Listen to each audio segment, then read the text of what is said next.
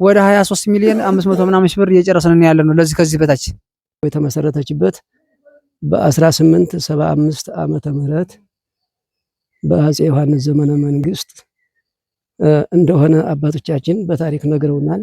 ሰላም ጤና ይስጥልን። የተከበራችሁ የሶሻል ሚዲያ ቤተሰቦች እንደምን አላችሁ? እንደከረማችሁ። እንግዲህ በአሁኑ ሰዓት ቦታ ማርያም ቤተክርስቲያን እገኛለሁ። ደማሙ ራያ አሞራው ፈንቴና በጣም ብዙ እህትና ወንድሞች አንድ ላይ በመሆን ራያ አካባቢ ያሉ ቤተክርስቲያኖችን እያሰሩ ይገኛሉ።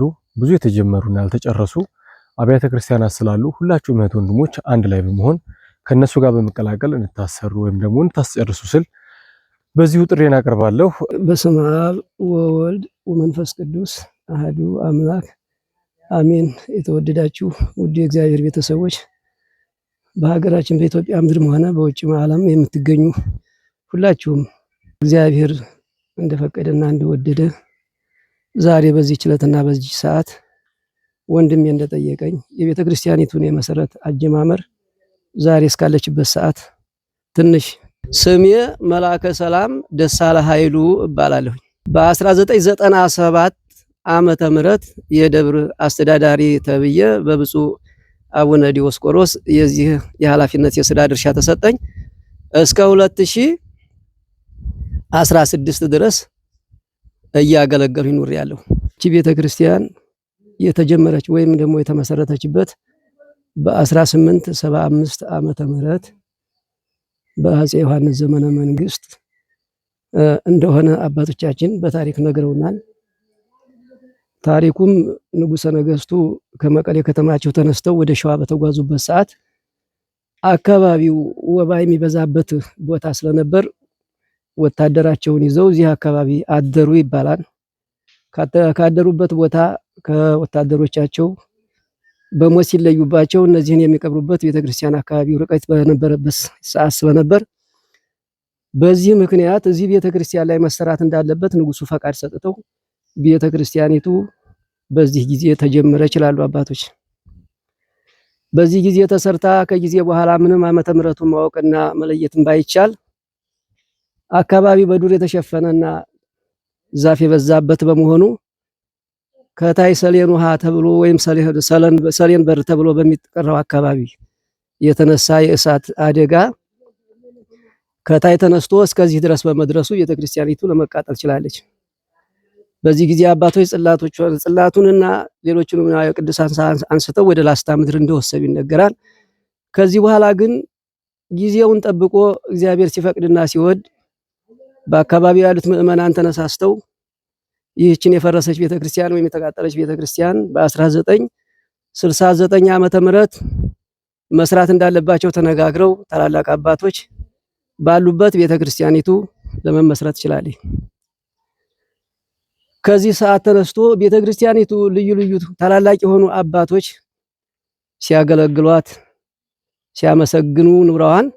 በ1977 ዓመተ ምህረት ደግሞ ከሳር ቤተክርስቲያን ወደ ህንጻ አስቸጋሪውና የከፋውን ዘመን ተቋቁመውና ተቻችለው አሁን ቤተክርስቲያን ይህችን አቁመው በዚያች እያገለገሉ ኑረዋል።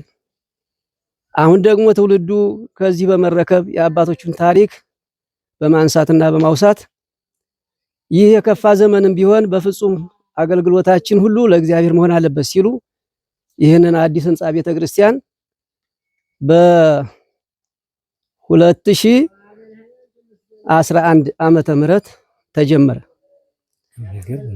እንደዚህ በዚህ በ2011 ዓመተ ምህረት ሲጀመር መጀመሪያ ላይ መሰረቱን ስናይ ብዙ ድንጋጤና ፍርሃት ነው ደርሶብን የነበረው። ምክንያቱም ከስፋቱ ካለው ሁኔታ ከህዝቡስ የሚለውን አጨናንቆን ነበር። ነገር ግን የእግዚአብሔር ቸርነት የእመቤታችን የድንግል ማርያም አማላጅነት ባለመለየቱ ይህንን ታሪካዊ የሆነ ቤተክርስቲያን አስደናቂ የሆነ ቤተክርስቲያን ለመስራትና እዚህ ለመድረስ ተችሏል። እንግዲህ ወንድሜ አንተ ደግሞ ቤተክርስቲያኒቱን እየሰራህ ያለው ኢንጂነር እንደመሆነ ከወደ አንተ በኩል ደግሞ አንዳንድ ነገር ብትለኝ።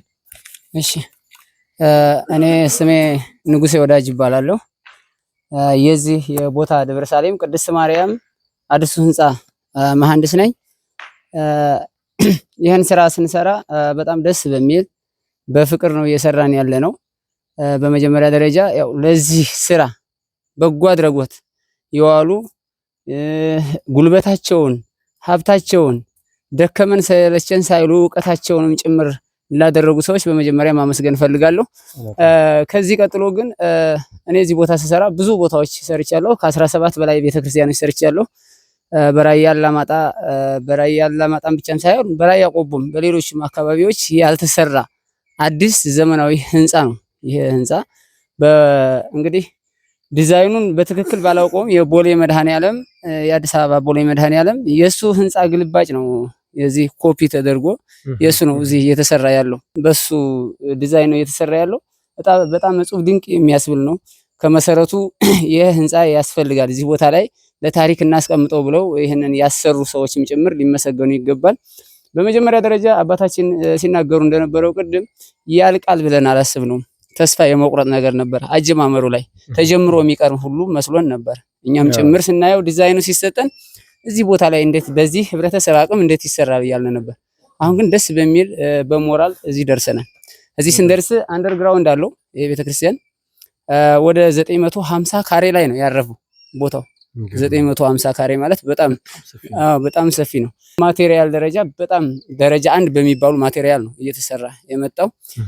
የገቢ ምንጩ ስንጠይቃቸው የገቢ ምንጩ እዚህ ሀገር ተወልደው በስደት ሀገር ያሉ ልጆቻቸው እንዲሁም አንዳንድ በጎ አድራጊዎች ቦታውንም ጭምር የማያውቁት በጎ አድራጊ ምዕመናን ክርስቲያኖች የተሳተፉበት ነው እና ይህንን ስንሰማ አሁን ግን ሁሉ ነገር ሰርተን ያው በሚታየው መልኩ ህንፃው በተመረጠ ድንጋይ ነው የተሰራው።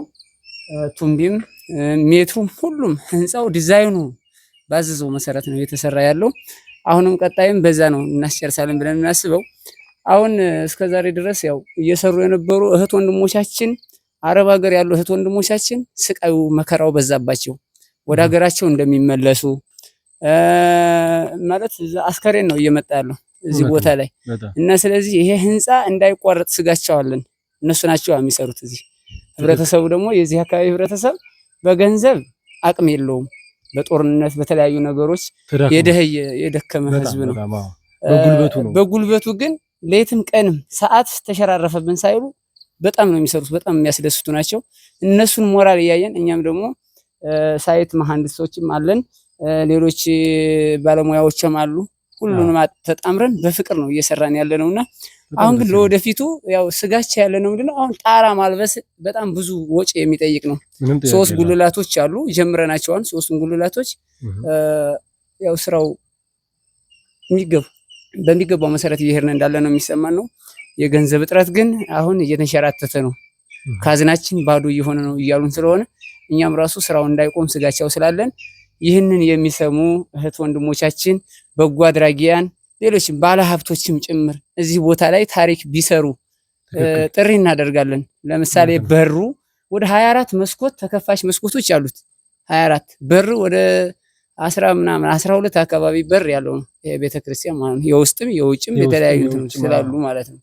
እና ስለዚህ በሩን፣ መስኮቱን፣ ጣራውን፣ ከንች ማገር፣ ቆርቆሮ እንደዚህ ቢከፋፈሉት ለአንድ ሰው ሸክሙ ለ50 ሰው ጌጡ የሚባለውና ይህ ቪዲዮ የምትመለከቱ በጎ አድራጊያን እንድታግዙ ነው። የቀሩ ስራዎችን በዝርዝር ለመናገር እሞክራለሁ። በርና መስኮት አሁን ለምሳሌ በመጀመሪያ ምን ያህል ፐርሰንት ተሰርቷል ማለት ይቻላል? ሱፐር ስትራክቸር እና ሳብስትራክቸር የሚባሉ ነገሮች አሉ። ሳብስትራክቸሩ ጨርሰን ወደ ሱፐር ስትራክቸሩም ራሱ ኢቭን ወደ 90% አካባቢ ደርሷል። ስትራክቸር ብቻ ስትራክቸር ማለት የፊኒሺንግ ስራዎችን ሳይጨምር የህንፃው እንትኑ እስከለተን በዱ ማለት ነው። ውሃ የሚገርመህ በሸክም ነው የሚሰራው ይሄ ህንፃ። ከየት ነው የሚመጣው ውሃው? ከዚህ 45 ደቂቃ ጉዞ ተጉዘ ለዛውም ወረፋ አለው። እዛ ህዝቡ ቧንቧ ነበር ቀደም ሲል ተበላሽቶ አሁን እየመጣ ያለው ለዚህ ህንፃ ማሰሪያ ለሲሚንቶ ማብቂያ ማለት ነው። እንደገና ደግሞ መጠጣት ይፈልጋል። 28 ቀን 21 ቀን እንደ ሁኔታው ጠጥቶ ነው ይሄ ህንፃ እዚህ ደረጃ ላይ የሚደርሰውና የሚከፈለን ዋጋ ዝቅ አድርገን ነው የምንቀበለው ያለ ነው። እንደ አካባቢው በማየት የህብረተሰቡም ወኔ በማየት ሲኖራቸው ይከፍሉናል፣ ሳይኖራቸው ደግሞ በጎ አድራጎትም ቢሆን መስራት አለብን ብለን ስለምናስብ ማለት ነው። ስለዚህ ሁሉም ሰው ሊሳተፍበት ይገባል ብዬ ነው። የቤተክርስቲያኗ ዋና ገንዘብ ቤት ነኝ እርስዎ ገንዘብ ቤት ኖት? እሺ። አዎ እኔ ቤተክርስቲያኗ ስብከተ ወንጌል ነኝ። እኔም ደግሞ የደብሯ አስተዳዳሪ ነኝ። እኔ የደብሯ የህንፃ ኮሚቴ ምክትል ሊቀመንበር ነኝ። ሰዓት የማይፈጅብንም ቢያንስ እንደው አመት እንኳን እስከ 2 አመት ከእንግዲህ በኋላ እንቆያለን የሚል ሐሳብ የለም። ራሱ እንደው ገንዘቡ እንኳን ከፍተኛ ነው። እንደ ሂሳብ ወደ ሂሳብ ሲጠየቅና ሲል የገበያው የማቴሪያል ዋጋ በጣም በዛ ብሎ ስለሚነገር ግን ህብረተሰቡ እንደውም ስራችንን ትተን በአፋጣኝ ቢሰራስ ሁሉ ጊዜ ደጋግማችሁ ብታዙንስ የሚል ራሱ ሞራል እየሰጠ ነው የሚገኘው ህብረተሰቡ። 1051 59 59 401 እሺ። ሁለተኛው የሁለተኛው ደግሞ 1027 66 13 077 የቦታ ደብረ ሳሌም ቅድስት ማርያም ይላል ስሙ ይላል። ቤተክርስቲያን የህንፃ ኮሚቴ አካውንት ነው ይሄ። ቤተክርስቲያኑ እንግዲህ ያው ሰርተን ደርሷን እያያችሁት ነው ተናግረናል። ግን ዙሪያውን በቁና እያወጣን በኒኬል እያወጣን የቆለልነው አፈር አሁን ሰው በድንጋይ ሸም ስለድሬ ያከመ ያንን አፈር ወደ ሌላ ለመረጨት ያው ዶዘር ያስፈልገናል። መልአከ ሳሌም ጋሻው በርሄ እባላለሁ። የቦታ ደብረ ሳሌም ዋና አስተዳዳሪ ነኝ። ያው እኔ ከዚህ ደብር ከተመረጥኩ ጀምሬ ያው የማስተዳድረው ህዝብ መልካምና ቀና የሆነ ህዝብ ነው ያለው። ከዚህ ያለው ያው ውሃን በትከሻው ተሸክሞ ቀንም አርማታውን አብኩቶ ድንጋዩን ተሸክሞ ይሄን ህንፃ እየሰራ ነው ያለው። ይሄን ደግሞ አብዛኛው ደግሞ የሚያደርጉልን በአረብ ሀገር ያሉ፣ በአዲስ አበባ ያሉ፣ በውስጥ በአሜሪካ ያሉ ወንድሞች እህቶች ባደረጉት መስተዋጽኦ ነው ያደረጉ ያሉት። እስካሁን ድረስ ከዚህ ያደረሱን እነሱ ናቸው። እነሱ ያደረጉትን ደግሞ እኛ ደግሞ በአግባብ በአካውንት እየተቀበልነ መልሰን በአካውንት እያወጣን ህጋዊ በሆነ አካሄድ እየመራና እያስሄድን እንገኛለን። አሁን ግን ያው ጊዜው በውጭ ሀገር ያሉት ችግር እየገጠማቸው ሞት እየበዛባቸው ሰላም ስላጡ ወደ ሀገራችን እንገባ ነውና እንዴት እንሆን እያሉ ወደኛ ሲልኩ አሁን እኛ የቋረጥብናን የሚል ፍራቻና ስጋቻ አለብና ይህን ግን ያየና የተመለከተ ክርስቲያን የሆነ በሙሉ ይህን ህንፃችንን ተመልክቶ የኛም ገጠር እንደመሆናችን መጠን የጦርነት ስጋ ቀጠና መሆኗ ደግሞ ይታወቃል። ሰው 2 3 4 እንትን ባለ ተሰልጣናት ያሉባቸው ናቸው። ከቤተክርስቲያኑ ከጀመርን ጀምረን ወደ 23 ሚሊዮን 500 ምናምን ሺህ ብር እየጨረስን ያለነው ለዚህ ከዚህ በታች አሁንም ብዙ የሚጠይቀን ፊኒሺንግ አለ፣ ቆርቆሮ አለ፣ አወራጅ አለ፣ ታች እንትን አለ፣ ሴራሚክ አለ፣ ብዙ ማስዋቢያዎች ንብረቶች እስካሉ ድረስ እነዚህን ያየና የሰማ ሁሉም በተቻለው እንዲረዳን በእግዚአብሔር ስምና በድንግል ማርያም ስም እንጠይቃለን። የውሃ እጥረትም ስላለ የውሃው እጥረትንም ሁሉም በተቻለው በዚህ ቢከፋፈል በጎ አድራጊ ለሆነ ሁሉ የጎደለንን ነገር ቢያሟላልን። አሁንም ቤተክርስቲያኑ መብራትም የሌለው ውሃ መብራትም ተቆረጠ፣ ውሃም ጠፋብን፣ ሁሉም ችግር አለብን። አሁን ይሄን ውሃ መብራት ቢኖር ውሃ ይመጣልን ነበር። አሁን ነገ ብረትም ልንቆርጥ ነው፣ መብራትም የለንም። የዚህ ሁሉ በተያያዘ ምክንያት አሁን ከጥሙጋ ከምትባለው ከተማለች ለዛች መኪና ታስቸግራለች። እዚህ ሄደን ለመብራት ለመቁረጥ ብረት ለማሰራት ሁሉ አስቸጋሪ ነው። ይህ ሁሉ ከመንግስት አካላትም ያሉ ባለስልጣኖች ኦርቶዶክስ ሲሆን ሶይ ይህን የመብራት ኃይልን ወደ መብራት ኃይል ተደዋውለው የውሃ ባለሙያዎቹ ከባለሙያ ጋር ተገናኝተው ይህን ነገር ሁሉ ቢያስደርጉልን በጎ አድራጎት ነውና ለሁላቸውም እንዲያሳውቁልን እንዲያውቁልን ነው የምንጠይቀው። አሁን ልመናችን ገንዘብ ወዳለው ነው። ትክክል። አዎ ገንዘብ ወዳለው ነው ጩኸታችን። ይሄ ስራውንማ ይዘነው የለ በጉልበታችን። ትክክል። እና የሚውለው አንድ ሰራተኛ 2,000 ብር በቀን ነው የሚበላው። አዎ ይሄ ባለሙያ ማለት 2,000 ብር ነው የሚበላው። ያን እያጣን እያቋረጥን ነው ያለነው። ባለሙያ ብር ስናጣ ያቋርጣን እንጂ ስራው ህዝቡ እንደተዘጋጀ ነው። እናመሰግናለን ለሁላችሁም አባቶች። እንግዲህ ቃለ ሕይወት ያሰማልን፣ እግዚአብሔር ያክብርልን። እንግዲህ ይሄንን ይመስላል ቤተሰብ፣ እህት ወንድሞች፣ በውጭ ሀገር ያላችሁ እንዲሁም ኢትዮጵያ ውስጥም ያላችሁ ሁላችሁም ተባብራችሁ እቺን ቤተክርስቲያን ለማስጨረስ እንሞክር፣ ከበረከቱ እንካፈል ነው የምለው። አመሰግናለሁ። ደህና ሁኑ።